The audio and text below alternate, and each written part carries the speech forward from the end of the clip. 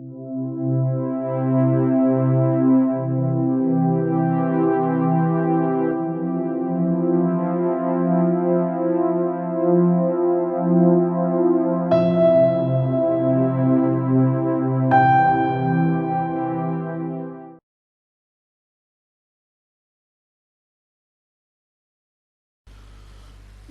செய்தி இந்த எபிரேய பகுதியிலிருந்து அல்ல. இதில் சொல்லப்பட்ட எல்லா காரியத்தையும் ஆதி ஆகமத்திலிருந்து உங்களுக்கு பிரசங்கம் பண்ண விரும்புகிறோம். ஆனால் ஆதி ஆகமத்தில் அந்த பகுதி தனித்தனியாக இருக்கிறபடியினாலே எபிரேய நிருபத்தை வாசித்து உங்களுக்கு எங்கள் செய்தியினுடைய அஸ்திவாரத்தை காட்டியிருக்கிறோம். பிதாவாகிய தேவனாலும் கர்த்தராகிய இயேசு கிறிஸ்துவினாலும் கிருபையும் சமாதானமும் உண்டாவதாக. ஆமென். இன்றைய செய்தியுடைய தலைப்பு ஆபிரகாம் கடவுளுடைய நண்பர். Abraham God's friend. இதை குறித்து உங்கள் மத்தியிலே ஆவியானவர் பேசுவாராக. ஆமென். எல்லாருக்கும் நண்பர், ஒருவருக்கும் நண்பர் அல்ல என்ற ஒரு பழமொழி உண்டு. Friend to all, friend to none. நான் எல்லாருக்கும் சிநேகிதன் என்று சொல்கிறவர் ஒருவருக்கும் சிநேகிதராக இருக்க முடியாது. ஏனென்றால் சிநேகம் என்பது விசேஷமானது. நாம் எல்லாரிடத்திலும் சிநேகிதராக இருக்க முடியாது. நமக்கு நிறைய சகோதரர்கள் இருக்கலாம், பழகினவர்கள் இருப்பார்கள், அறிமுகமானவர்கள் இருப்பார்கள், நமக்கு விருப்பமானவர்கள் இருப்பார்கள். ஆனால் சிநேகிதர், சிநேகிதி என்பது மிக சொற்ப பேர் தான் இருக்க முடியும். உலகத்தில் ஒரு மனிதனுக்கு சிநேகிதர்கள் என்பது மிக சொற்பமான பேர் தான் இருக்க முடியும். இந்த ஊரிலே எனக்கு நிறைய பேரை தெரியும், ஆனால் எனக்கு நண்பர் என்று இருப்ப மிக மிக சொற்ப பேர் தான். எல்லாருமே எனக்கு நண்பர்களாக இருக்க முடியாது. அதுபோல் உங்களுக்கும் நீங்கள் பழகிற எல்லாரும் உங்களுக்கு நண்பராக இருக்க முடியாது. நம்முடைய இருதயத்தை யாருக்கு வெளிப்படுத்துகிறோமோ அவர் தான் நம்முடைய நண்பர். இருதயத்துக்கு ஏற்றவர்களாக எல்லாரும் இருக்க முடியாது. நமது கர்த்தருக்கு ஏராளமான பிள்ளைகள் உண்டு, ஏராளமான ஊழியக்காரர்கள் உண்டு. அவரை தொழுது கொள்வதற்கு லட்சக்கணக்கான கோடிக்கணக்கான மக்கள் உண்டு. அதிலே அவருக்கு சிநேகிதர் மிக சொற்ப பேர் தான். அந்த சொற்ப பேரில் ஒருவர் தான் ஆபிரகாம். ஆபிரகாம் கர்த்தருக்கு சிநேகிதன்.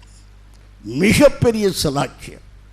ஆங்கிலத்தில் இன்னொரு பழமொழி உண்டு, tell me your friend, I will tell you who you are. உன் நண்பன் யார் என்று சொல்லு, உன்னை யார் என்று நான் சொல்கிறேன் என்று. நம்முடைய வாழ்க்கை பொதுவாக நம்முடைய நண்பனை பொறுத்தே அமைந்துவிடும். யாரோடு அதிகம் பழகுகிறோமோ அவருடைய சுவாபங்கள், அவருடைய நடவடிக்கைகள், அவருடைய சிந்தனைகள் நம்மில் பதிந்து விடுகின்றன. ஆகவே தான் அந்த பழமொழி சொல்கிறது, உன் நண்பன் யார் என்று சொல்லு, நீ யார் என்று சொல்கிறேன் என்று. ஆபிரகாமை பார்த்து, ஆபிரகாமே உன்னுடைய நண்பன் யார்? என்னுடைய நண்பன் பாரத்தையும் பூமியையும் உண்டாக்கின கர்த்தர். ஆகவே ஆபிரகாம் யார் என்று போய் கண்டுகொள்ள முடியும்.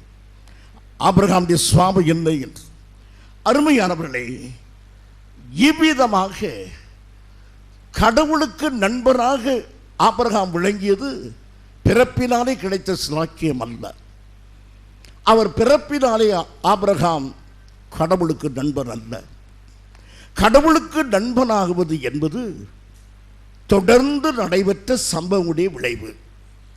என் அருமையான சபையே, நீங்கள் கடவுளுக்கு நண்பனாக இருக்க வேண்டும் என்றால் ஒரே நாளிலே நண்பராக முடியாது. நான் என்னை வெகு தூரத்தில் என்னை நிறுத்தி நான் பார்த்தால் எனக்கு நட்பு, சிநேகிதன் அல்லது சிநேகிதி என்று யாராவது எனக்கு இருந்திருப்பார்களா என்று சொன்னால், என்னுடைய ஆரம்ப நாட்களிலே எனக்கு சிநேகிதன் என்று ஒரே ஒருவனுடைய நினைவு வருகிறது.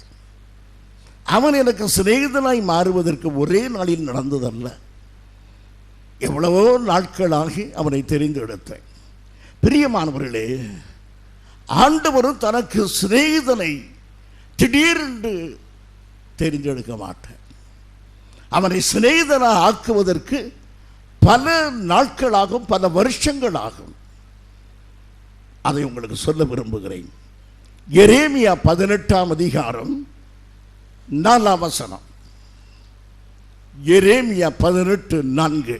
குயவன் வனைந்து கொண்டிருந்த மண்பாண்டம் அவன் கையிலே கெட்டு போயிற்று. அப்பொழுது அதை திருத்தமாய் செய்யும்படிக்கு தன் பார்வைக்கு சரியாய் கண்டபடி குயவன் அதை திரும்ப வேறே பாண்டமாக வரைந்தான். அருமையானவர்களே, இந்த குயவன் அந்த மட்பாண்டத்தை தன்னுடைய பார்வைக்கு நலமாயிருக்கும்படி செய்தான். நம்முடைய பார்வைக்கு அந்த பாத்திரம் சரியாக இருக்கலாம், ஆனால் குயவனுடைய பார்வையிலே அந்த பாத்திரம் சரியில்லை. அதை இன்னும் சரியாக்க வேண்டும். அவனுடைய உள்ளத்திலே அந்த பாத்திரத்தை பற்றிய ஒரு படம் இருக்கிறது, சிந்தனை இருக்கிறது. அதன்படிதான் அந்த பாத்திரத்தை அவன் மறைவான். அவன் உள்ளத்தில் இருக்கிற அந்த விருப்பம் நிறைவேறுகிற வரையிலும் அந்த பாத்திரத்தை மறுபடியுமாக செய்து அதை உருவாக்குவான் குயவன். அதுபோல கடவுளுடைய இருதயத்துக்கு ஏற்றவராய் நாம் இருக்கும் வரையிலும் கர்த்தர் நம்மை உருவாக்கி கொண்டே இருப்பார். இந்த பாத்திரம் குயவனுடைய விருப்பம் போல அது அமைந்தவுடனே அதை எடுத்து தனியாக வைத்து விடுவான். அதுபோல நாமும், அதுபோல கர்த்தரும் அவருடைய விருப்பம் போல நாம் அமைந்த உடனேயே என் இருதயத்துக்கு ஏற்றவன் என்று சொல்லி வைக்கும் போதே என் சிநேகிதனே என்று சொல்லி வைப்பார். அப்படித்தான் ஆபிரகாமை கர்த்தர் வைத்தார். ஒருவனை சிநேகிதனாக்குவதற்கு இந்த குயவனை போலவே கர்த்தர் செய்கிறார். இந்த குயவன் என்ன செய்கிறான் என்றால், ஒரு இடத்தில் அலைந்து திரிந்து பாத்திரம் செய்வதற்கு ஏற்ற மண்ணை தேடி அலைவான். எல்லா மண்ணிலும் பாத்திரம் செய்ய முடியாது, பானைகளை செய்ய முடியாது. ஆகவே அதற்கேற்ற மண்ணை தேடி அலைந்து கண்டுபிடிப்பான். ஆகவே முதலாவது அவன் செய்கிற வேலை மண்ணை கண்டுபிடிப்பது, சரியான மண்ணை கண்டுபிடிப்பது முதல் வேலை. அதன் பிறகு அந்த மண்ணை அவன் பிரித்து எடுப்பான், அங்கிருந்து கொண்டு வருவான். அந்த களிமண்ணை பிரித்து கொண்டு வருவான். இது இரண்டாவது வேலை. மூன்றாவது, அந்த களிமண்ணை பிசைந்து அதை ஒரு பானையாக, பாத்திரமாக மனைவதற்கு ஏற்றபடி அதை சரியாக்குவான். நாலாவதாக பாத்திரத்தை உருவாக்கி பார்வைக்காக எடுத்து வைப்பான். இந்த 4 காரியங்களை இவ்விதமாக சொல்லப்படுகிறது: டிஸ்கவர், டிட்டாச்ட், டெவலப்ட், டிஸ்பிளேட்.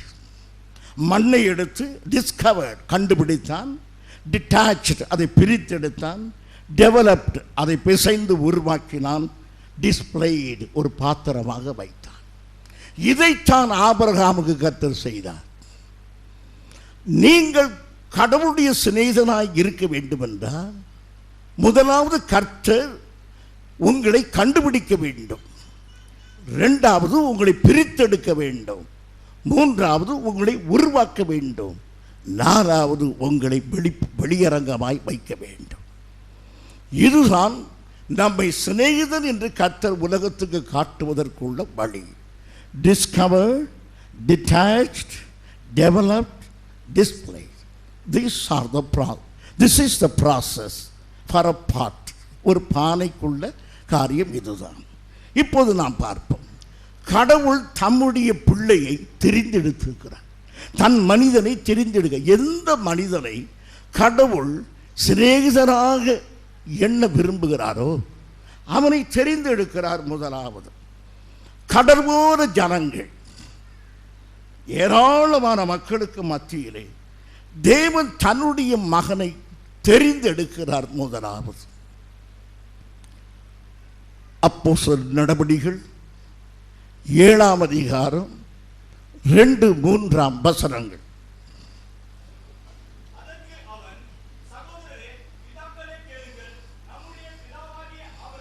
நம்முடைய பிதாவாகிய ஆபிரகாம் காரான் ஊரிலே குடியிருப்பதற்கு முன்னமே மெசொப்பொத்தேமியா நாட்டிலே இருக்கும் பொழுது மகிமையின் தேவன் அவனுக்கு தரிசனமாகி, நீ உன் தேசத்தையும் உன் இனத்தையும் விட்டு புறப்பட்டு நான் உனக்கு காண்பிக்கும் தேசத்துக்கு வா என்றார். அருமையானவர்களே, எத்தனையோ கோடிக்கணக்கான ஜனங்கள் உலகத்தில் இருக்கும் பொழுது தேவனுடைய கண்கள் இந்நதிக்கு அப்புறத்தில் இருக்கிறார். யூப்ரட்டிஸ், டைகிரிஸ் நதிகளுக்கு அப்புறத்தில் இருக்கிற மெசொப்பொத்தேமியாவில் உள்ள ஒரு ஊர் பட்டணத்தில் உள்ள ஒரு மனிதன் மீது கண்கள் பதிந்தன. இந்த மனிதனை என்னுடைய மனிதனாக நான் தெரிந்தெடுக்க போகிறேன் என்று. கடவுளுடைய கண்கள் ஒரு மனிதன் மீது படுவது என்பது மிக ஆச்சரியமான ஒன்று. இவனை கர்த்தர் எப்படி தெரிந்தெடுத்தார் என்பதை ஏசாயா தீர்க்கதரிசி சொல்லுகிறான். வாசியுங்கள். ஏசாயா 51ஆம் அதிகாரம் 1-2 வசனங்கள்.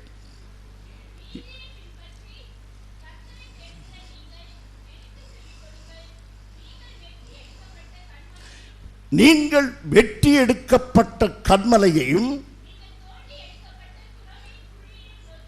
நீங்கள் தோண்டி எடுக்கப்பட்ட குழியையும் நோக்கி பாருங்கள். உங்கள் தகப்பனாகிய ஆபிரகாமை, உங்களை பெற்ற தாயாராகிய சாராளையை நோக்கி பாருங்கள்.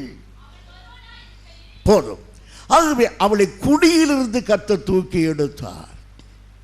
நம்முடைய பிதாவாகிய ஆபிரகாமை, நம்முடைய தாயாகிய சாராளை கர்த்தர் ஒரு குழியிலிருந்து தூக்கி எடுத்தார். அதை நீங்கள் நோக்கி பாருங்கள். எனக்கு சிநேகிதராய் விளங்கின ஆபிரகாம், எனக்கு பிரியமுள்ளவர் என்று விளங்கிய ஆபிரகாம், அவரை நான் எங்கு கண்டுபிடித்தேன் என்றார். ஒரு குழியிலே கண்டுபிடித்தேன். அந்த குழியிலிருந்து அவனை தோண்டி எடுத்தேன். நான் தோண்டி எடுத்த அந்த குழியை நீங்கள் பார்க்க வேண்டும் என்று ஆவியானவர் ஏசாயா தீர்க்கதரிசி மூலமாக சொல்லுகிறார். அருமையானவர்களே, எந்த குழியிலிருந்து அவனை தோண்டி எடுத்தார் என்றார்.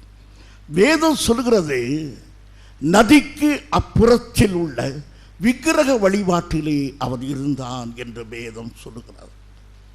யோசுவா 24ஆம் அதிகாரம் 15ஆம் வசனத்தை வாசியுங்கள். யோசுவா 24:15.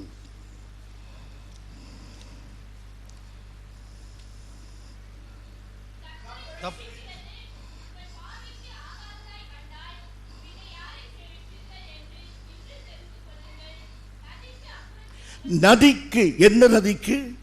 யூப்ரட்டிஸ் டைகிரிஸ் நதிக்கு அப்புறத்தில் உங்கள் பிதாக்கள்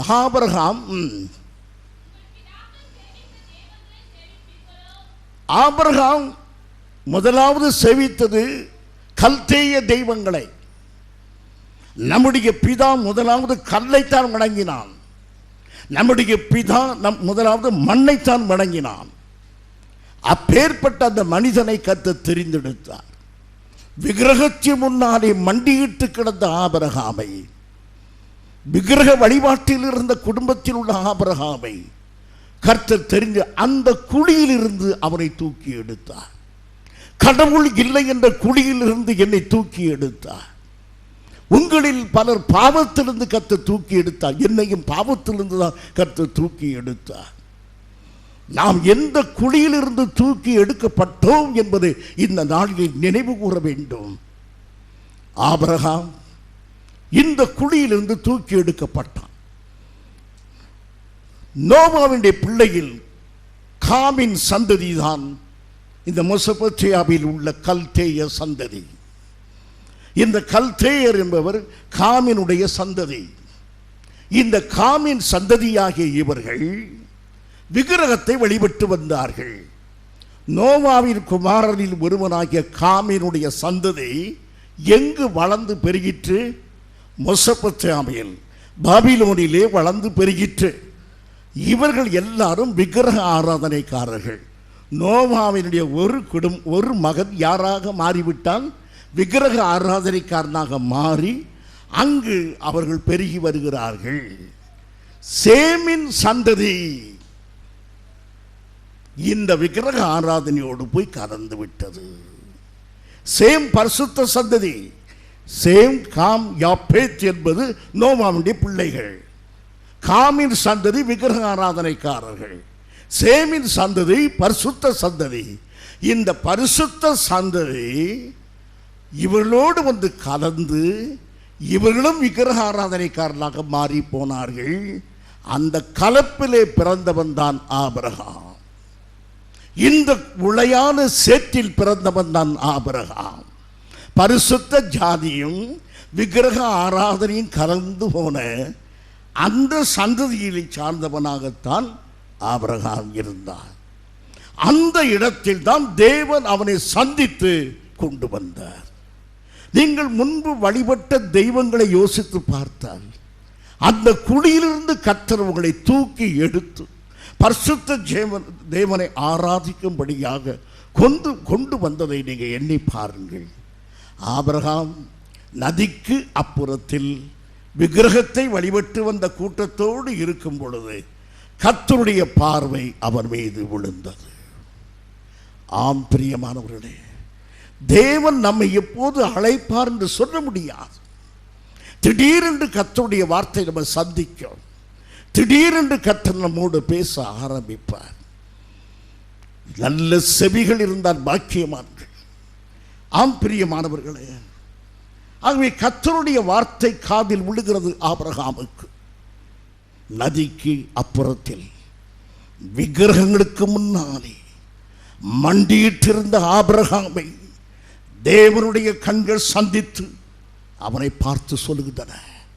ஆதியாகமம் 12ஆம் அதிகாரம் முதல் 2 வசனங்கள். கர்த்தர் ஆபிரகாமை நோக்கி, நீ உன் தேசத்தையும் உன் இனத்தையும் உன் தகப்பனுடைய வீட்டையும் விட்டு புறப்பட்டு நான் உனக்கு காண்பிக்கும் தேசத்துக்கு போ. நான் உன்னை பெரிய ஜாதியாக்கி உன்னை ஆசீர்வதித்து உன் பேரை பெருமைப்படுத்துவேன். நீ ஆசீர்வாதமாக இருப்பாய். இப்பொழுது முதல் வேலை நடக்கிறது. கர்த்தர் ஆபிரகாமை கண்டுபிடித்தார். குயவன் முதலாவது செய்கிற வேலை என்னவென்று சொன்னேன்? நல்ல மண்ணை கண்டுபிடித்தார். இப்போது கண்டுபிடித்து அடுத்த வேலை டிட்டாச், அதை பிரிக்க வேண்டும். இப்போது கல்தேய பட்டணத்தில் இருந்து ஆபிரகாமை கர்த்தர் பிரித்து எடுக்கிறார். பிரியமானவர்களே, கர்த்தர் உங்களை பிரித்து எடுக்கும்போது சோர்ந்து போய்விடாதீர்கள்.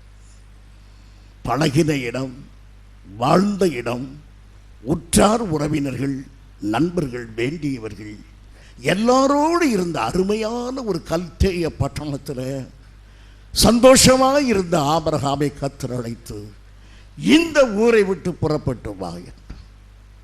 அது ஒரு எளிதான காரியம் அல்ல.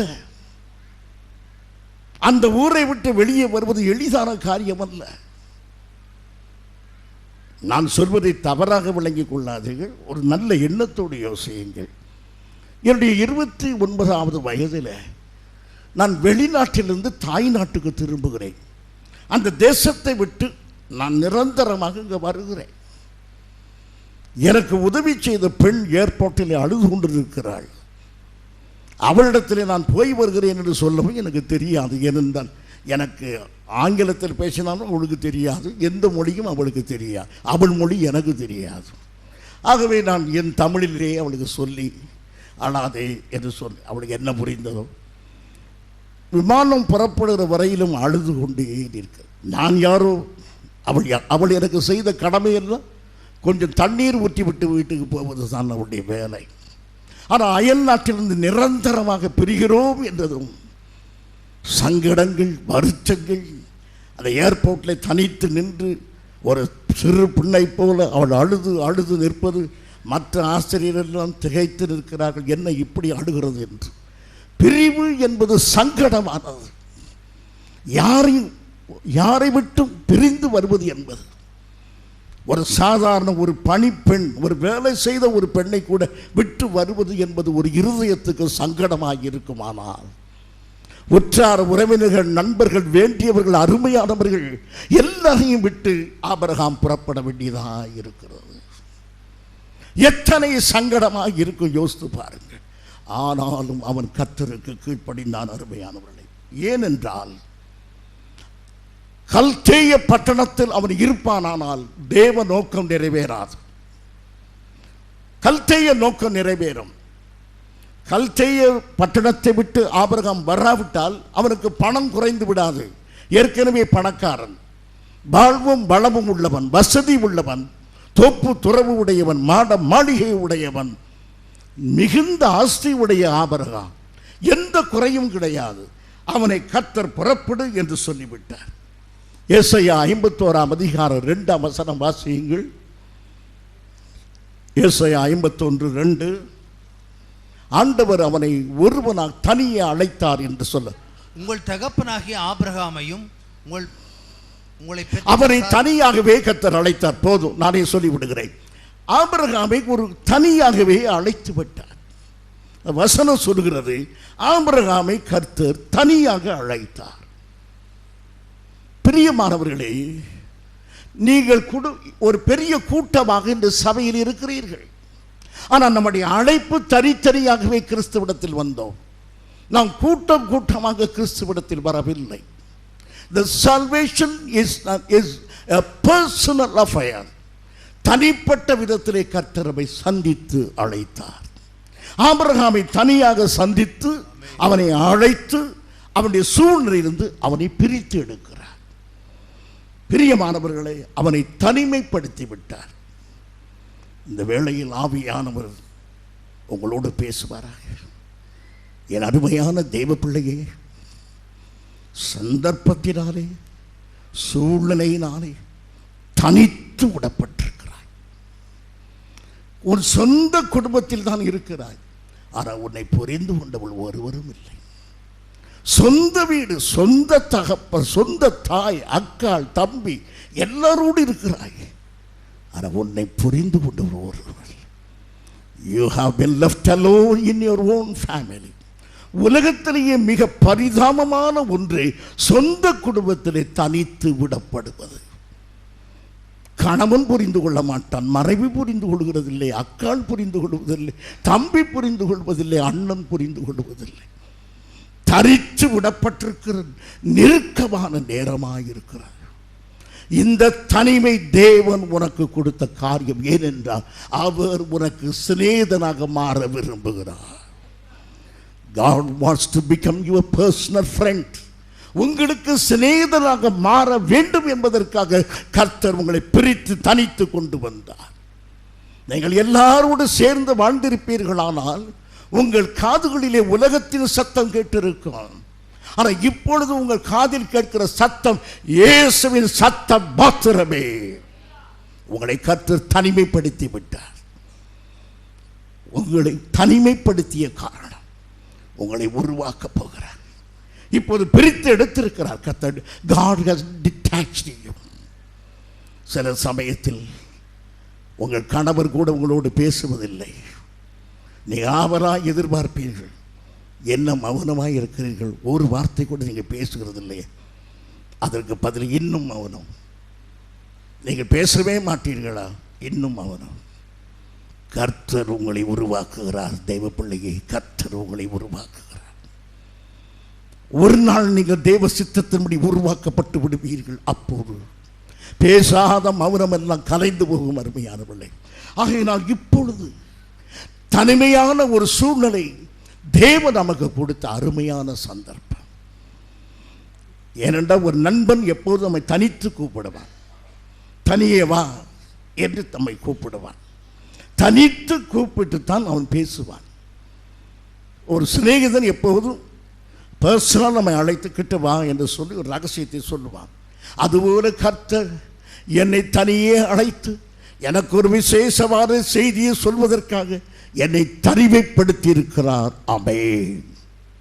ஆகையால் அந்த தனிமையை குறித்து சஞ்சலப்படாதீர்கள், வருத்தப்படாதீர்கள் அருமையானவர்களே. இந்த தனிமையிலே நீங்கள் உருவாக்கப்படுவீர்கள். யோவான் சுவிசேஷம் 8ஆம் அதிகாரம் 29ஆம் வசனம் இப்படி சொல்லுகிறது. யோவான் 8:29.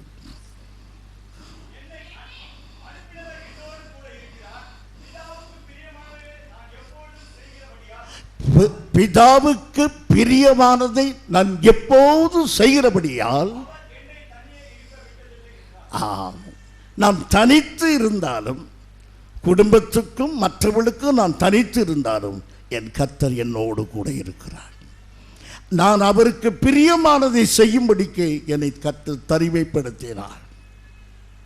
ஆகவே என் பிரியமான சகோதரனே, சகோதரி, தேவ பிள்ளையே, என் மகனே, மகளே, உன்னை தனியாக கர்த்தர் பிரித்தெடுக்க காரணம், அவர் உன்னிடத்தில் ரகசியத்தை பேச விரும்புகிறார்.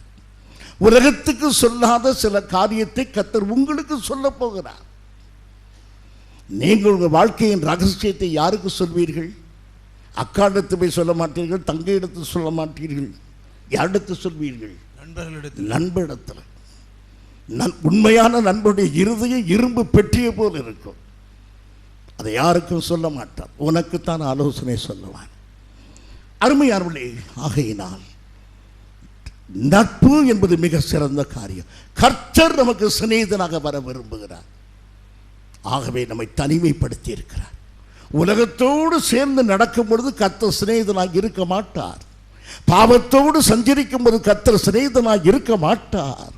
அக்கிரம சிந்தையோடு இருப்போமானால் கர்த்தர் நமக்கு சிநேகிதனாக இருக்க மாட்டார். உலகத்துக்கும் சமுதாயத்துக்கும் சந்தர்ப்பத்துக்கும் மாம்சத்துக்கும் இனத்துக்கும் உறவுக்கும் நம்மை பிரித்தெடுத்து கர்த்தர் தனிமைப்படுத்தி இருக்கிறார். அவர் நம்மோடு பேசுவதற்காக நம்மை தனிமைப்படுத்தி இருக்கிறார். பிரியமானவர்களே, என்னை பொறுத்த வரையிலும் நான் தனித்த ஒரு மனிதனாகவே இந்த ஊரில் இருக்கிறேன். நீங்கள் சொன்ன நாங்கள் எல்லாம் இல்லையா என்று. ஆனாலும் நான் தனித்தவன். எனக்கு ஒரு பெரிய சந்தோஷம், என் கர்த்தர் என்னை உருவாக்கி கொண்டே இருக்கிறார்.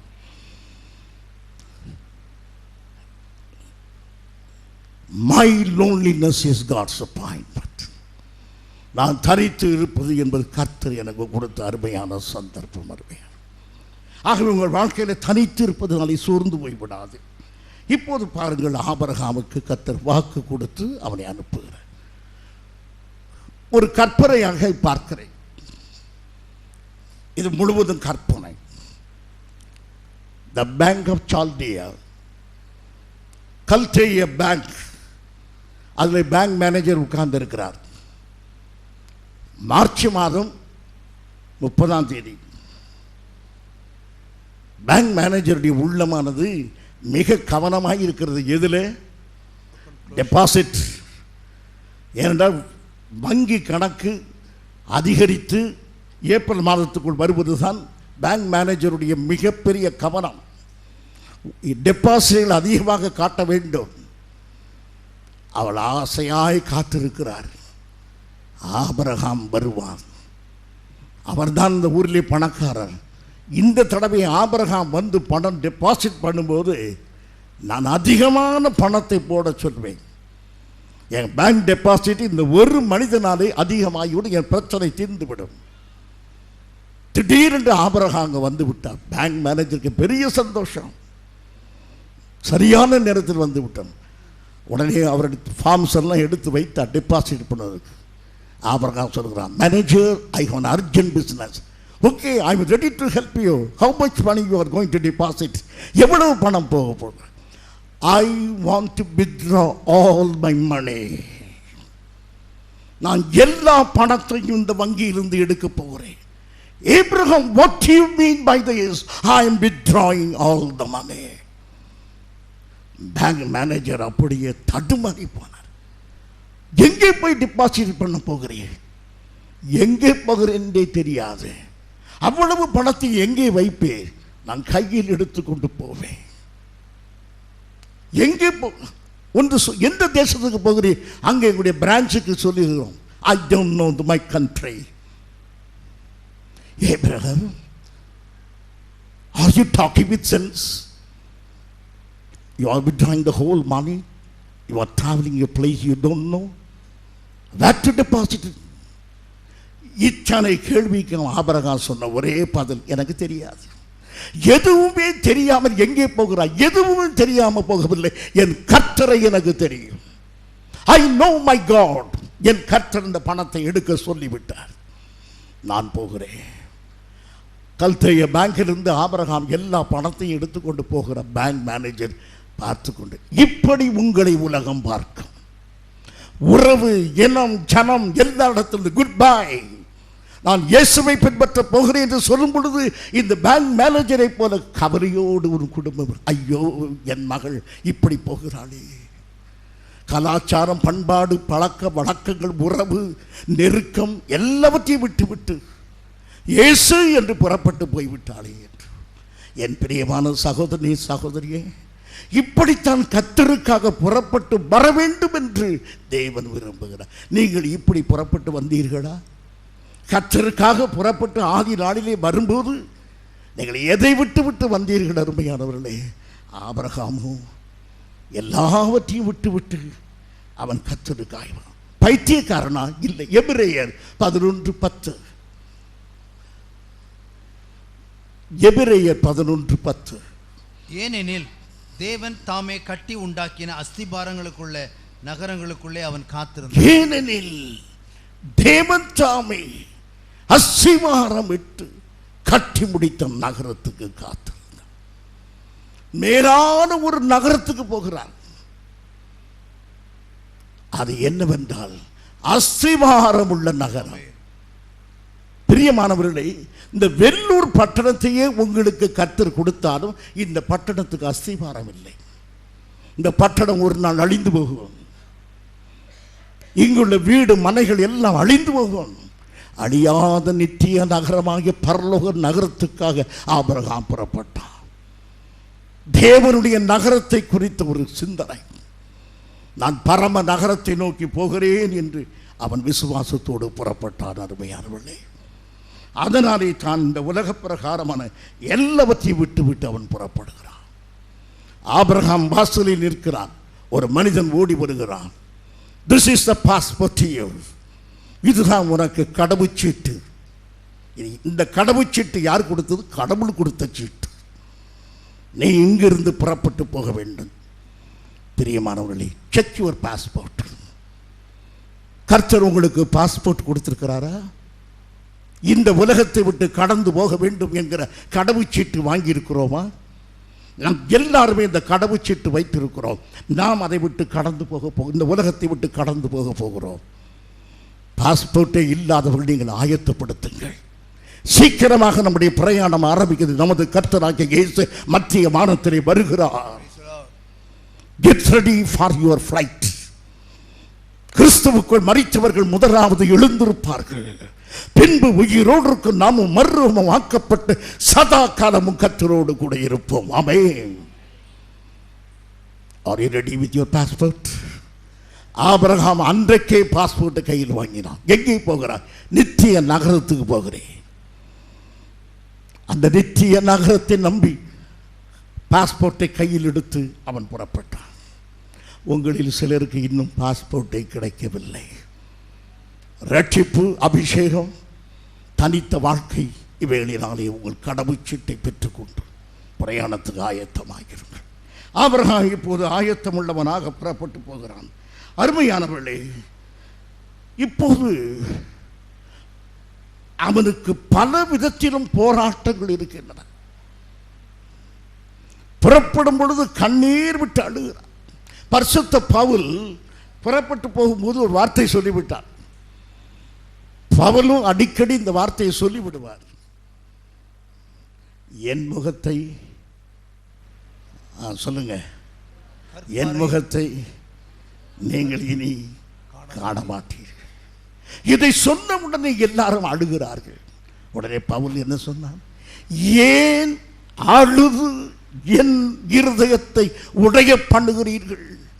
கட்டப்படுவதற்கு மாத்திரமல்ல, என் இயேசுவுக்காக நான் மரிக்கவும் ஆயத்தமாக இருக்கிறேன் என்றார். ஆம் பிரியமானவர்களே, எதற்கும் ஆயத்தமாக இருக்க வேண்டும். ஜீவனோ மரணமோ, நித்திய நம்பிக்கையிலே ரெண்டுக்கும் நாம் ஆயத்தமாக இருக்க வேண்டும். ஆபிரகாம் ஆயத்தமானார். ஊர் ஜனங்கள் எல்லாரும் அழுதிருப்பார்கள், ஆபிரகாமே போகாதே போகாதே என்று. ஆனால் சாராள் ஆபிரகாம் 2 பேரும் புறப்பட்டு விட்டார். விசுவாசத்துக்கு ஒரு சரியான அடையாளம் கீழ்ப்படிதல். கீழ்ப்படிதல் இல்லாத ஒரு விசுவாசம் தேவனாலே மெச்சிக்கொள்ளப்பட மாட்டாது. அவனை அழைத்து கர்த்தர் அனுப்பும் போது என்ன சொல்லுகிறார்? நீ பரதேசியை போல அலைய வேண்டும், நீ பரதேசியை போல அலைய வேண்டும். சொந்த வீடு போகும்போது, பொதுவாக வீட்டை விட்டு போகும்போது ஒரு கேள்வி கேட்பார்கள். என்ன கேள்வி கேட்பார்கள்? நீங்கள் புறப்பட்டு போகிறீர்கள், உங்கள் வீட்டு வாசலில் இருக்கிற மனைவியோ அண்ணனோ தம்பியோ ஒரு கேள்வி கேட்பார்கள். என்ன கேள்வி கேட்பார்கள்? எப்போது வருவீர்கள் என்று. ஆபிரகாமை பார்த்து, ஆபிரகாமே, uncle Abraham, when will you return? அப்பா ஆபிரகாம், எப்போது வருவீர்கள்?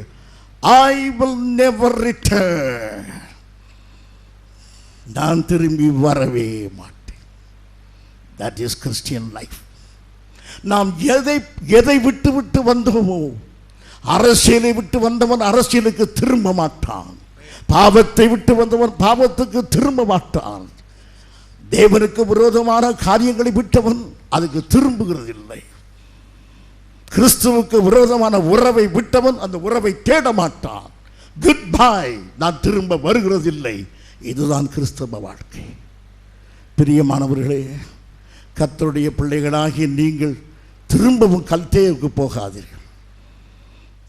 பிரியமானவர்களே, மற்றொரு ஆகவே 2 கொரிந்தியர் 6ஆம் அதிகாரம் 14, 15, 14, 15, 16 சீக்கிரமாய் வாசியுங்கள். கிறிஸ்துவுக்கும் பேலியாளுக்கும் இசைவேது, அவிசுவாசியுடனே விசுவாசிக்கு பங்கேது, தேவனுடைய ஆலயத்திற்கும் விக்கிரகங்களுக்கும் சம்பந்தம் ஏது? நான் அவர்களுக்குள்ளே வாசம் பண்ணி அவர்களுக்குள்ளே உலாவி அவர்கள் தேவனாயிருப்பேன், அவர்கள் என் ஜனமாயிருப்பார்கள் என்று தேவன் சொன்னபடி. அருமையானவர்களே, கிறிஸ்தவர்களாகிய உங்களுக்கும் விக்கிரகத்துக்கு என்ன சம்பந்தம்? வீட்டில் இயேசு கிறிஸ்துடைய படம் ஏன் வைத்து அதை வழிபடுகிறீர்கள்? அதற்கேன் மாலை போட்டு வைத்திருக்கிறீர்கள்? சிலுவை அடையாளத்தை வைத்து ஏன் தொட்டு கும்பிடுகிறீர்கள்? இதெல்லாம் கிறிஸ்தவமா? இதையெல்லாம் கர்த்தர் கற்றுக் கொடுத்தாரா?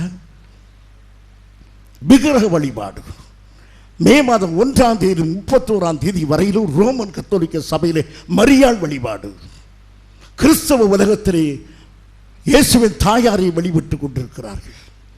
இவ்விதமாக எத்தனையோ கர்த்தருக்கு விரோதமான காரியங்கள் நடந்து கொண்டிருக்கின்றன. இவை எல்லாவற்றுக்கும் நீங்கள் விலகி ஜீவிக்க வேண்டும் என்று சொல்லுகிறேன். நாள் பார்க்காதீர்கள், நட்சத்திரங்கள் பார்க்காதீர்கள், இவைகளெல்லாம் நீங்கள் விட்டு விலகி கர்த்தருக்காக அப்படி இருப்பீர்கள். அருமையானவர்களே, நாள் நட்சத்திரம் பார்க்காதபடி கிறிஸ்து இயேசுவுக்காக வைராக்கியமாய் ஜீவிப்பீர்களா? அப்படியானால் நதிக்கு இப்புறம் வந்து விட்டீர்கள். இன்னும் நாள் பார்த்து நட்சத்திரம் பார்த்து ஜாதி பார்த்து இனம் பார்த்து வாழ்வீர்களானால் நதிக்கு அப்புறத்திலே இருக்கிறீர்கள். நீங்கள் நதிக்கு இப்புறமா நதிக்கு அப்புறமா என்பதை அப்புறம் பார்த்து கொள்ளுங்கள். வீட்டில் போய் யோசித்து பாருங்கள் எப்படி ஜீவிக்கிறோம் என்று. அடுத்ததாக 3வது காரியமாய் பார்க்கிறோம், கர்த்தர் உருவாக்குகிறார். முதலாவது கர்த்தர் என்ன செய்தார்? ஆபிரகாமை கண்டுபிடித்தார். அடுத்து என்ன செய்தார்? பிரித்தெடுத்தார். 3வதாக என்ன செய்கிறார்? உருவாக்குகிறார். அருமையானவர்களே, களிமண்ணை பாத்திரமாக உருவாக்க பல நிலைகளை கடந்து போக வேண்டியது இருக்கிறது. அந்த சக்கரத்திலே சுழன்று சுழன்று வருகின்றன அந்த களிமண். அதுபோல வாழ்க்கையில் இருண்ட சம்பவங்கள், மரணம், வியாதி, துக்கம், வேதனை. அடுத்ததாக மலை உச்சியிலே இருப்பது போல வெற்றி அனுபவங்கள். அடுத்ததாக தோல்வியினுடைய அனுபவங்கள். வாழ்க்கையில் பல அனுபவங்களை கர்த்தர் நமக்கு கட்டளையிடுகிறார். அருமையானவர்களே, சந்தோஷமான நாட்களும் உண்டு, துக்கமான நாட்களும் உண்டு. வெற்றி சிகரத்தில் இருக்கிற நாட்களும் உண்டு, தோல்வி பள்ளத்தாக்கில் இருக்கிற நாட்களும் உண்டு. ஆரோக்கியமாக இருந்த நாட்களும் உண்டு, வியாதியிலே படுத்திருக்கிற நாட்களும் உண்டு. எல்லா சூழலிலும் கர்த்தர் என்னை உருவாக்கி கொண்டிருக்கிறார். நடக்க முடியாமல் இருந்த கார்மேல் மைக்கேல் அம்மையார் அந்த சக்கர நாற்காலியிலே போகும்போது கூட சொன்ன வார்த்தை, என் தேவன் என்னை உருவாக்கி கொண்டிருக்கிறார். ஆம் பிரியமானவர்களுடைய எல்லா சூழ்நிலைகளிலும் கர்த்தர் என்னை உருவாக்குகிறார். இதை நீங்கள் விசுவாசிக்க வேண்டும் அருமையானவர்களே. நெருக்கமான நேரங்கள், சங்கடமான சமயங்கள், நீங்கள் ஆழமாக விசுவாசியுங்கள், தயவு செய்து விசுவாசியுங்கள். என்னை கர்த்தர் உருவாக்குகிறார். நான் உடைந்து போக மாட்டேன். என் தேவன் என்னை உருவாக்குகிறார் என்று. இப்போது அவனை உருவாக்கிய விதத்தை பார்ப்போம். ஆதியாகமம் 12:2. நான் உன்னை பெரிய ஜாதியாக்கி உன்னை ஆசீர்வதித்து உன் பேரை பெருமைப்படுத்துவேன், நீ ஆசீர்வாதமாகவே இருப்பாய். ஒரு மூல பாஷையிலே எப்படி உன்னை நான் ஆசீர்வதிப்பேன் என்பதற்கு எப்படி இருக்கிறது என்றால், உன்னை ஆசீர்வதித்து ஆசீர்வதிப்பேன் என்று இருக்கிறது. I will make you happy and happy. அப்படித்தான் இருக்கிறது. நான் உன்னை சந்தோஷப்படுத்தி சந்தோஷப்படுத்துவேன். உலகத்தில் நாம் சந்தோஷமாக இருப்போம். கர்த்தரோ நம்ம என்ன செய்கிறார்? சந்தோஷப்படுத்தி சந்தோஷப்படுத்துகிறார். டபுள் போர்ஷன், 2 மடங்கு சந்தோஷத்தை கர்த்தர் நமக்கு தந்திருக்கிறார். இந்த உலகம் ஒரு பங்கு சந்தோஷத்தை தந்து எடுத்துவிடும். கர்த்தர் நமக்கு அருமையான ஒரு சந்தோஷத்தை தருவார். பிரியமானவர்களே, இந்த ஆசீர்வாதத்தை பெற்று அவன் போன உடனேயே அவன் செய்த வேலை என்னவென்றால், ஒரு பலிபீடத்தை கட்டினான். அந்த பலிபீடத்துக்கு என்ன பெயரிட்டான்? Bethel, the house of God, தேவனுடைய வீடு என்று செய்தான். பார்த்தீர்களா? ஆசீர்வாதம் பெற்ற உடனேயே கர்த்தரை தொழுது கொள்வதற்கு ஒரு பலிபீடத்தை கட்டி தேவனை தொழுது கொள்கிற மனிதனாக மாறினான். அடுத்ததாக அவர் சந்தித்ததுதான் மிக பயங்கரமான காரியம். பஞ்சத்தை சந்தித்தார். ஆசீர்வாதத்தை பெற்ற அவன், நான் உன்னை ஆசீர்வதிப்பேன் என்று சொல்லி ஹல்லேலூயா என்று சந்தோஷமாய் புறப்பட்ட ஆபிரகாம் ஆசீர்வாதத்துக்கு அடுத்து சந்தித்தது எது? பஞ்சம். ஆதியாகமம் 12:10. அத்தேசத்திலே பஞ்சம் உண்டாயிற்று. தேசத்திலே பஞ்சம் கொடிதாய் இருந்தபடியால் ஆபிரகாம் எகிப்து தேசத்திலே தங்கும்படி கொடிய பஞ்சம் உண்டாயிற்று. என்னை கேட்கும் அருமையான சகோதரனே, சகோதரியே, கர்த்தர் உன்னை ஆசீர்வதிக்க அழைத்து கொண்டு போகும்போது பிரச்சனையே வராதென்று எண்ணாதீர்கள். இங்கு கொடிய பஞ்சம். ஆபிரகாம் ஆசீர்வாத பாதையிலே போகும் பொழுது அவனை பஞ்சம் சந்தித்து விட்டது. கர்த்தர் நீ ஆசீர்வாதமாக இருப்பாய் என்று சொன்னார். நான் உன்னை ஆசீர்வதிப்பேன் என்று சொல்லி அழைத்து வந்தார். இப்பொழுது பஞ்சத்தை சந்திக்கிறான். என் பிரியமான தெய்வ பிள்ளையே, கர்த்தர் உன்னை ஆசீர்வதிப்பேன் சொல்லி அழைத்து வந்திருக்கும் பொழுது வாழ்க்கையில் வறுமை, கஷ்டம், வேதனை இவைகளை அனுபவிக்கிறாயா? சாப்பிடுவதற்கு கூட எதுவுமே இல்லாத ஒரு நெருக்கமான சூழ்நிலை வந்துவிட்டதா? வருமானம் முற்றிலுமே குறைந்து போய்விட்டதா? கர்த்தருடைய வார்த்தையை சந்தேகப்படாதீர்கள். நான் உன்னை ஆசீர்வதிப்பேன் என்று ஆபிரகாமை பார்த்து சொன்ன வார்த்தை அவனை உருவாக்கி கொண்டு இருக்கும் பொழுதே பஞ்சம் வந்து விட்டது. இந்த பஞ்சம் எதற்கென்றால் ஆபிரகாமை இன்னும் ஆசீர்வதிக்கவே, ஆபிரகாமை உருவாக்குவதற்காகவே கர்த்தர் இந்த பஞ்சத்தை விட்டார். ஆம் பிரியமானவர்களே, நெருக்கங்கள், பாரங்கள் நமக்கு கர்த்தர் விடுவது நாம் ஆசீர்வாதத்தை பெற்றுக்கொள்வதற்காகவே இவைகளை செய்தார். இப்பொழுது பாருங்கள், ஆசீர்வாதத்தை எளிதிலே பெற முடியாது. ஆசீர்வாதத்தை பெறுவதற்கு யுத்தங்கள் உண்டு. இப்போது ஆபிரகாம் சந்திக்க வேண்டிய யுத்தம் எது? பஞ்சம். பஞ்சத்தை சந்தித்து தான் பாலும் தேனும் ஓடுகிற தேசத்துக்கு போக வேண்டும். கர்த்தர் அழைத்தது பாலும் தேனும் ஓடுகிற வளமான நாட்டிற்கு. வழியிலே சந்தித்தது எதை? பஞ்சத்தை. தண்ணீர் இல்லை, உணவில்லை, ஒன்றுமில்லை. இந்த பாதை வழியாகத்தான் அது போக வேண்டும். என் அருமையான தெய்வ பிள்ளையே, இந்த பாதை உங்களுக்கு விளங்குகிறதா? இந்த பாதை வழியாகத்தான் கடந்து போக வேண்டும். இந்த பாதை வழியாகத்தான் நம்முடைய பிதாவாகிய ஆபிரகாம் கடந்து போனான். 2வது அனுபவம், அவன் கர்த்தருக்கு விரோதமாய் போய்விட்டான். அவன் கர்த்தருக்கு விரோதமாய் போனான். 12:10 திரும்ப வாசியுங்கள். அத்தேசத்திலே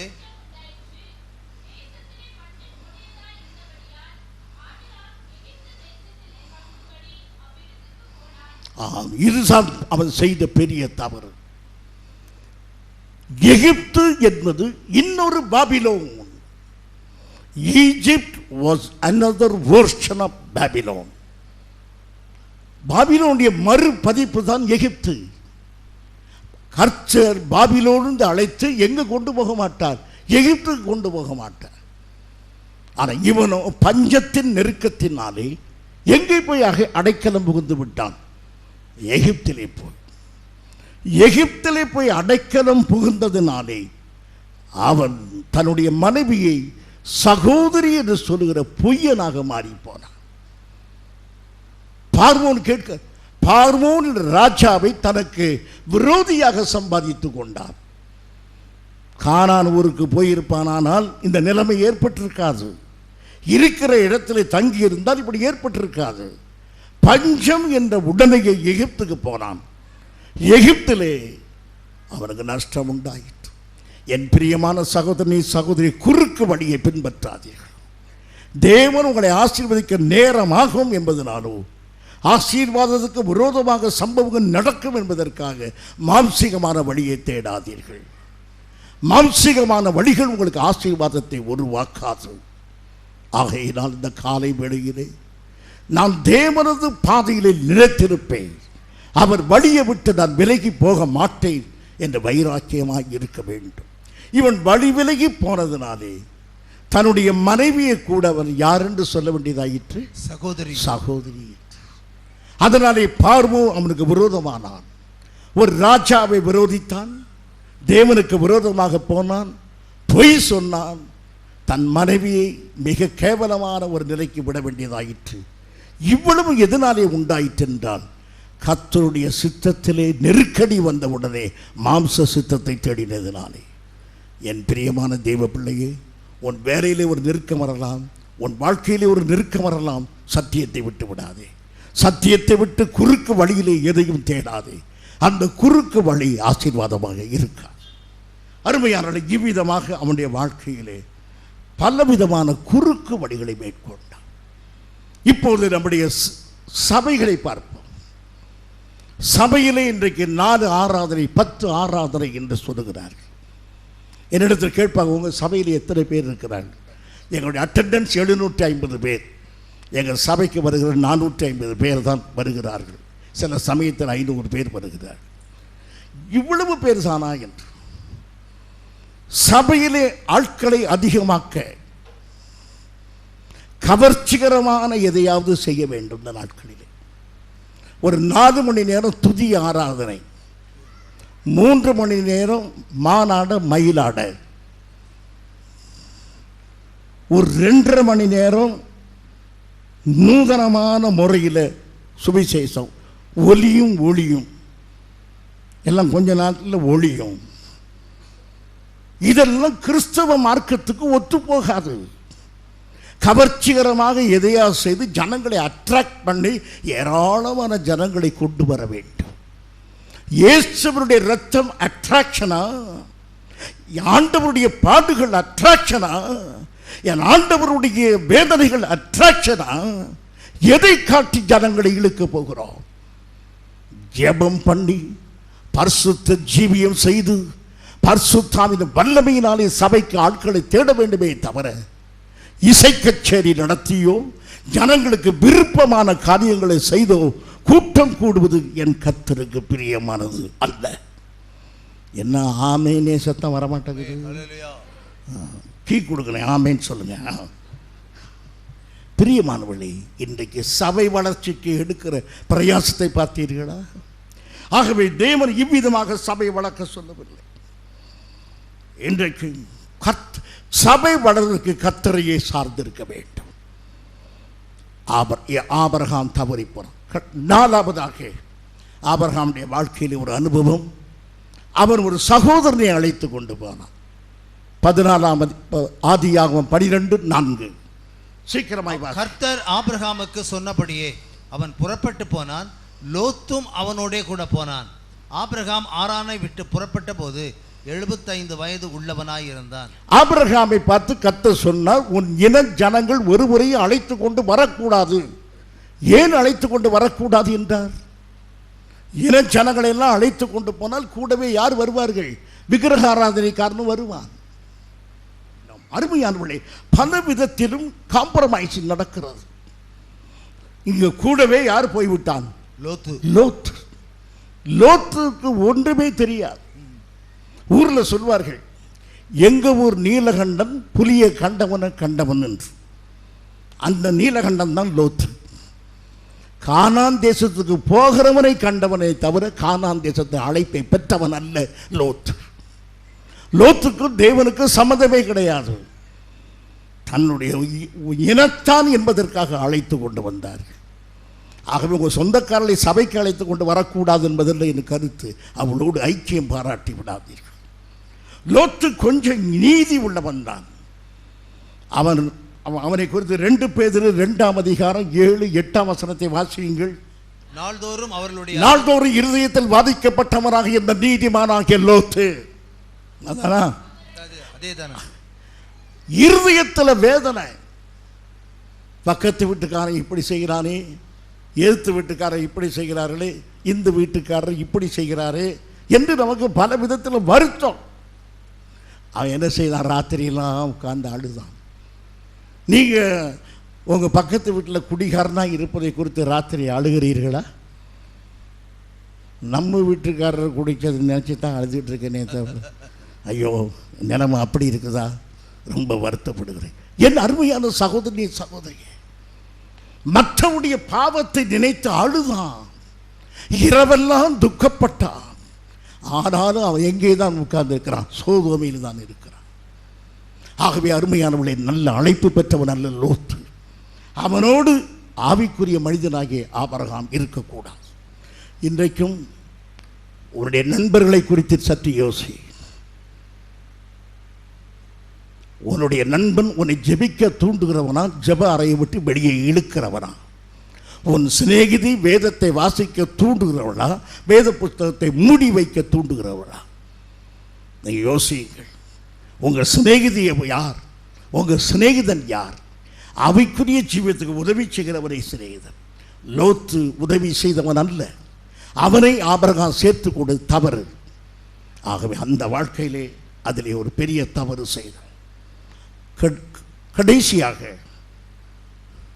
அவனை உருவாக்குவதில் கடைசியாக ஒரு காரியம், பின்தங்கி போய்விட்டான். முற்றிலும் அவன் பின்தங்கி விட்டான். 2வது முறையாக ஆதியாகமம் 20ஆம் அதிகாரம் 2ஆம் வசனம்.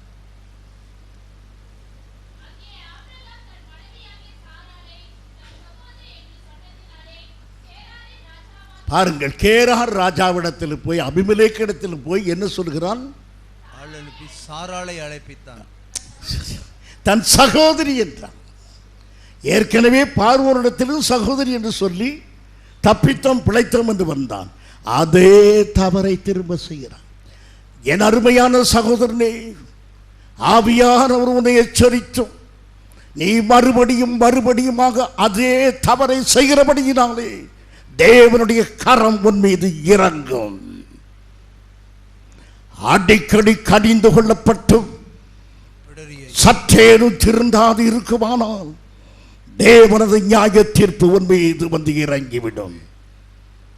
ஆபிரகாம் மறுபடியும் தவறு செய்தான். அவன் எந்த தவறை செய்யக்கூடாது என்று கர்த்தர் அவனை இழுத்து பிடித்தாரோ அதே தவறை நம்முடைய பிதா செய்தான். இதிலிருந்து ஒன்று விளங்கிக் கொள்கிறோம், எவ்வளவு பெரிய பரிசுத்தவானும் தவறு செய்வான். என் பிரியமான சகோதரனே சகோதரியே, விழுந்து போகிற காலங்கள், நியாய தீர்ப்பு தேவனுடைய வீட்டிலே தொடங்கும் காலத்தில் இருக்கிறோம். ஆகவே நிற்கிறோம் என்று விழாதிருக்க கடவோம். ஆகையினால் ஆபிரகாமுடைய வீழ்ச்சி நமக்கு ஒரு பாடம். பிதாவுக்கு சிநேகிதரான அவன் இவ்வளவு கேவலமான ஒரு குற்றத்தை ஒரு செய்தான், பொய்காரனாக மாறிவிட்டான். ஆனாலும் கர்த்தர் அவனை எடுத்து தூக்கி எடுத்தார். நமக்கு அந்த இரக்கம் கிடைக்குமோ கிடைக்காதோ, ஜாக்கிரதைப்பட்டு ஜெபிப்போம். கடைசியாக அவனுடைய வாழ்க்கையில் மிக முக்கியமான காரியம், கர்த்தர் மண்ணை தெரிந்தெடுத்தார், மண்ணை பிரித்தெடுத்தார், மண்ணை உருவாக்கினார், பாத்திரம் உருவாயிற்று. அந்த பாத்திரத்தை இப்போது எல்லாருக்கும் மத்தியில் வைக்கிறார். ஆம் பிரியமானவர்களே, பாத்திரம் இருக்கிறது. எபிரேயர் 12:1. எபிரேயர் 12:1. ஆம், ஏராளமான பாத்திரங்களை கர்த்தர் வைத்திருக்கிறார். God's display. அங்கே ஏராளமான பாத்திரம். ஆபேல், நோவா, ஏனோக், ஆபிரகாம், தாவீது, யோசேப்பு, இப்படி எத்தனையோ பாத்திரங்களை கர்த்தர் காட்டுகிறார். அந்த பாத்திரங்களில் ஒன்றாக நீயும் நானும் இருப்போம். அருமையானவர்களே, கர்த்தர் உலகத்துக்கு காட்டுகிற விசுவாச பாத்திரங்கள் டிஸ்பிளே இப்போது காட்டுகிறார். உற்று பார்க்கிறோம், ஒன்று உடைந்து நொறுங்கி கிடக்கிறது. அது என்ன? யூதாஸ் காரியத். அது உடைந்து நொறுங்கி போய்விட்டது. உடையாத பாத்திரங்களாய் நிறைய இருக்கின்றன. வேகம் போன்ற திரளான சாட்சி. இந்த பாத்திரத்தில் ஒரு பாத்திரமாக நம்முடைய முற்பிதாவாகிய ஆபிரகாம் இருக்கிறார். ஆபிரகாமை உற்று பாருங்கள். பரலோகத்தில் பிதாவாகிய தேவன் தன்னுடைய ஒரே பேரான குமாரனை தந்தருளி இவ்வளவாய் உலகத்தில் அன்பு கூர்ந்தார். இயேசு கிறிஸ்து பெத்லகேமிலே பிறந்திருக்கும் பொழுது பரலோகத்தில் கொடி அரை கம்பத்தில் பிறந்தது. பரலோகத்தின் துக்க நாள். இயேசு மனிதனாக பிறந்தபடியினாலே அவருடைய சஞ்சலமான நாட்கள், வருத்தமான வாழ்க்கை, துக்கத்தின் மகனாக தெரிந்த இயேசு கிறிஸ்து சிலுவையிலே மரிக்கும் போது வானம் இருண்டது, சூரியன் இருள் அடைந்தது, பூமி அதிர்ந்தது, என் பிதாவின் உள்ளம் அதிர்ந்தது, பிதாவின் இருதயம் கலங்கியது. தன் நேசகுமாரன், பிதாவே எனாவிய உமது கரத்திலே ஒப்புவிக்கிறேன் என்று சொல்லும் போதும், என் தேவனை என் தேவனை ஏன் என்னை கைவிட்டி என்று கதறும் பொழுதும் அவருடைய இருதயம் துடித்தது. மோரியா மலையிலே தன் மகனை பலியிடும்படியாக அழைத்து செல்லும்போது பிதாவின் இருதயத்துக்கு ஒத்ததாக ஆபிரகாமுடைய இருதயம் துடித்தது. ஒன்றுடைய ஏக சுதனும் ஒரே பேரனுக்கும் மாறனுமாக்கிய ஈசாக்கை தகர பலியிடு. அவனை பலியிடுவதற்கு கட்டையும் நெருப்பும் கத்தையும் எடுத்துக்கொண்டு மலை மேலே ஏறும்போது பிதாவின் உள்ளத்தின் எதிரொலி. மோரியா மலையிலே ஒரு எதிரொலி. பிதாவின் உள்ளம், தன் குமாரனை பலியிடப் போகிற பிதாவின் உள்ளம் மோரியா மலையிலே ஆபிரகாமுடைய உள்ளமாக எதிரொலிக்கிறது. அதனாலே தான் கர்த்தர் சொன்னார், நீ என் சிநேகிதன், நீ என் சிநேகிதன். பிதாவின் இருதயத்தை நாம் எதிரொலிக்கிறோமா? துயரமான சத்தம், வேதனையான சம்பவங்கள், கஷ்டமான வேலை, இவை எல்லாவற்றிலும் பிதாவின் சித்தத்தை நிறைவேற்றி கர்த்தருக்காக நான் நிற்போமானா, ஆண்டவர் ஆபிரகாமை பார்த்து சொன்னார், இப்பொழுது நீ என் சிநேகிதன் என்று. மோரியா மலையிலே பிதாவின் உள்ளத்தை அவன் காட்டின உடனேயே நீ எனக்கு அருமையானவன் என்று தேவன் சொன்னது போல, வருத்தம், சஞ்சலம், பாடு, உபத்திரமும், வேதனை, கண்ணீர்களுக்கு மத்தியிலே பொறுமையோடு நிற்கும் பொழுது பிதா நம்மை பார்த்து சொல்லுகிற, நீ என் சிநேகிதனாய் இருக்கிறாய் என்று. கர்த்தருக்கு சிநேகிதனாய் இருக்க எத்தனை பேர் விரும்புகிறீர்கள்? ஸ்தோத்திரம் ஆண்டவரே, நன்றி. நாம் எல்லாரும் ஜெபம் பண்ணுவோம். ஸ்தோத்திரம் ஆண்டவரே, ஸ்தோத்திரம் கர்த்தாவே, நன்றி ராஜா, நன்றி நன்றி நன்றி நன்றி ஆண்டவரே, நன்றியோடு வை துதிக்கிறோம்.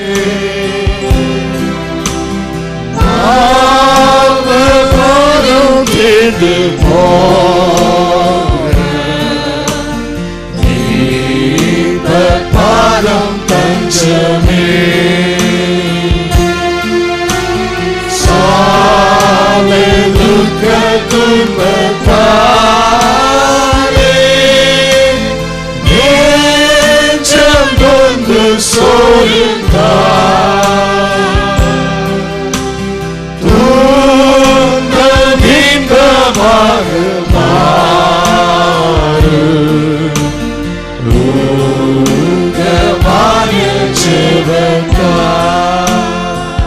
என் அருமை சகோதரனே, சகோதரியே, கவனமாய் பாடு.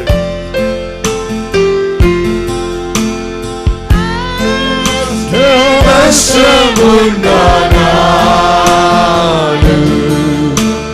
இயேசு வந்து சேருவோம்.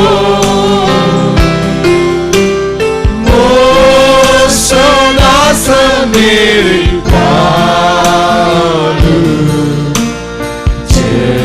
ஜெபதூபம் காட்டுவோம்.